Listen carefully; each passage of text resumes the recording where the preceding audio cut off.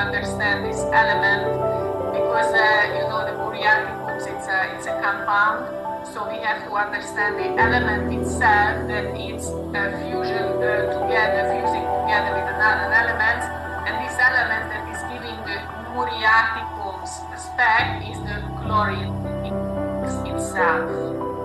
It was so interesting to see that a group of researchers, and they named this chlorine, and the name was cleansing soul. So let's see now that what we have to know in homeopathy about Muriaticums. So one of the most important theme and characteristic in Muriaticum is the vulnerability.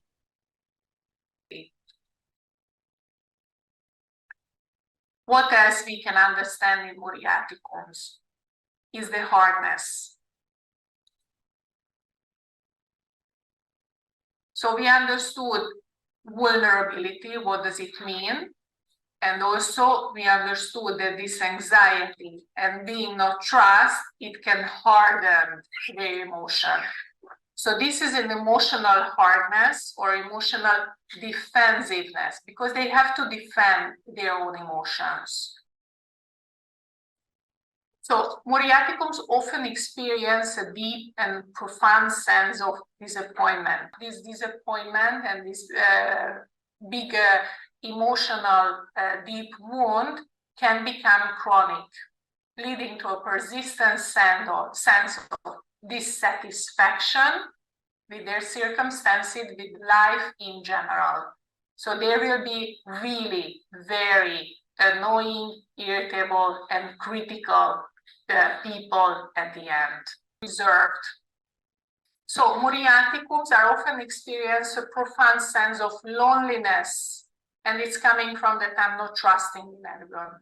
So this loneliness can be an emotional rather than physical.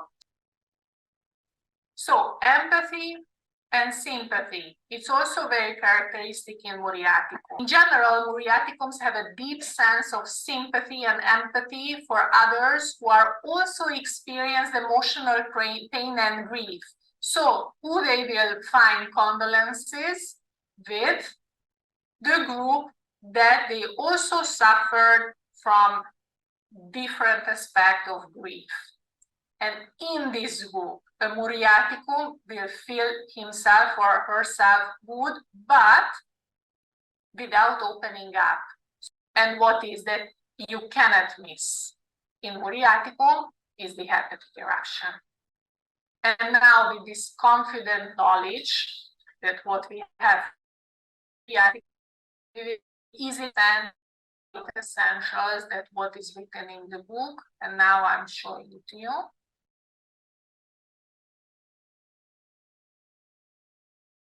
So the first is fear of being hurt, hard when hurt, with a resentment and revenge. And now you understand correctly that what does it mean. Disappointment and self-pity. I think that now it's also clear. Loneliness and reservedness, asking for nothing. Empathy and sympathy, so you see. So after empathy and sympathy, we see this rapid metabolism and emaciation, and now we understand also the appearance of the Muriaticum, the headache and backache, and now you understand the modalities and the generalities of headaches and backaches, at which kind of pain you have to see. This white and albuminous discharges. And what is really very important, and I never prescribe Muriaticum without seeing a hepatic eruption or an aphthale as an alternative. Okay, so this is a beautiful case, a very long follow-up, because the first consultation was in June 1999. And when this woman came to me, she was 73 years old. So at this point, the question was compulsory. And I asked her, have you ever suffered from headaches? And she told me, headaches, I do not remember if I had asthma first or headaches first. So she started to have asthma when she was 6. Then she told me, my husband died from a stroke. It was terrible for 1 week, and then he passed away. I stayed in the hospital almost 24 hours a day. I was just going home 3-4 hours to sleep a bit, and then back to the hospital. He is in my mind every day, every hour, every minute.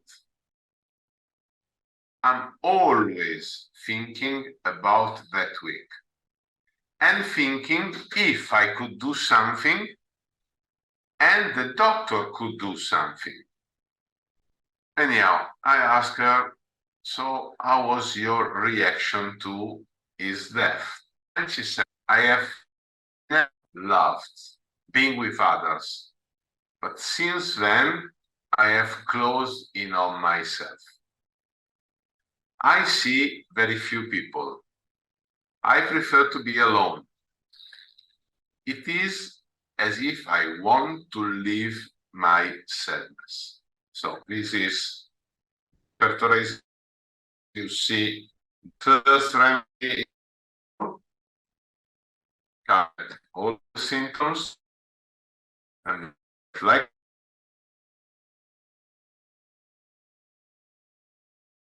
pulsatilla, lachesis, and many other remedies.